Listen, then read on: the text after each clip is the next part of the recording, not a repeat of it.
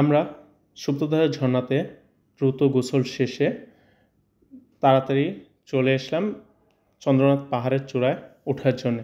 তা আমরা রওনা দিলাম। সামনেই সহস্রধারা ঝর্ণা পড়ল। সেখানে একজন সিকিউরিটি গার্ড আমাদের থামিয়ে দিল এবং বলল, এর পরে 5টার পরেই এদিকে যাওয়া নিষেধ, অন রিস্কে যেতে হবে। তা আমরা সাহস করে বললাম যে আমাদের কোনো সমস্যা হবে না, আমরা যাই। তো আমরা 2টা বাইক নিলে গেলাম। তা যাওয়ার পথে একটু ভয় লাগতেছিল, কারণ পুরোটাই দেখি ফাঁকা, কেউ নেই।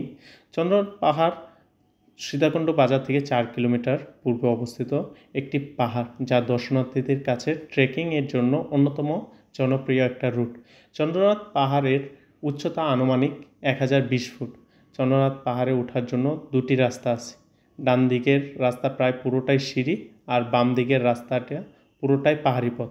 কিছু ভাঙা সিঁড়ি আছে। বাম দিকের পথ দিয়ে ওঠা সহজ, আর ডান দিকের সিঁড়ির পথ দিয়ে নামা সহজ। তবে আপনি আপনার ইচ্ছা অনুযায়ী পথ ব্যবহার করতে পারবেন।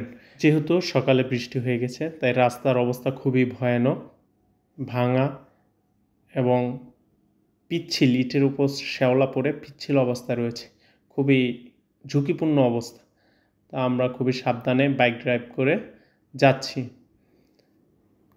প্রায় 1 ঘন্টা থেকে 1.5 ঘন্টা ট্রেকের পর দেখা মিলবে বিরূপাক্ষ মন্দির।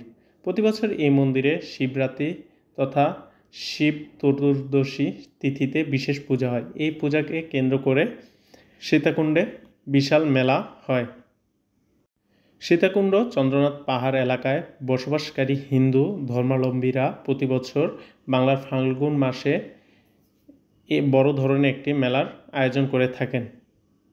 তাই এর চূড়ায় উঠলেই একদম মনোরম পরিবেশ এবং চন্দ্রনাথ মন্দির, এবং উপর থেকে চট্টগ্রাম শহর নিচের দিকে তাকালে এত সুন্দর মনোমুগ্ধকর পরিবেশ, যা আপনার মনকে খুবই আনন্দদায়ক করে তুলবে। তা আমরা ওইখানে কিছুক্ষণ সময় স্পেন্ড করলাম, কিন্তু যেহেতু সন্ধ্যা ঘনিয়ে আসছে, আমাদের হাতে সময় নেই, তাই আমরা যত দ্রুত ওই স্থান ত্যাগ করে বাড়ির উদ্দেশ্যে রওনা দিলাম। কিন্তু চট্টগ্রামের সবচেয়ে এই সীতাকুণ্ড টু চট্টগ্রাম রাস্তাটি ভয়াবহ অবস্থা। এখানে সবসময় মালবাহী ট্রাকগুলো যাতায়াত করে এবং সন্ধ্যা হলেই জ্যাম পড়ে যায়। তাই আমরা একটু তাড়াহুড়া করছিলাম যে সন্ধ্যার আগেই যেন আমরা এই রাস্তা পার হতে পারি, তাহলে আমরা জ্যামে পড়ব না। আর এদিকে আকাশ আবার ঘনিয়ে আসছে, যে কোনো মুহূর্তে বৃষ্টি শুরু হতে পারে। তাই আমরা খুব দ্রুত হালিশহরে পৌঁছানোর জন্য বাইক একটু দ্রুত রাইড করলাম এবং 30 মিনিটের মধ্যে আমরা হালিশহরে এসে পৌঁছে গেলাম। ইনশাল্লাহ আগামী পর্বে নতুন কোনো স্থানে নতুন ভিডিওতে দেখা হবে। আল্লাহ হাফেজ।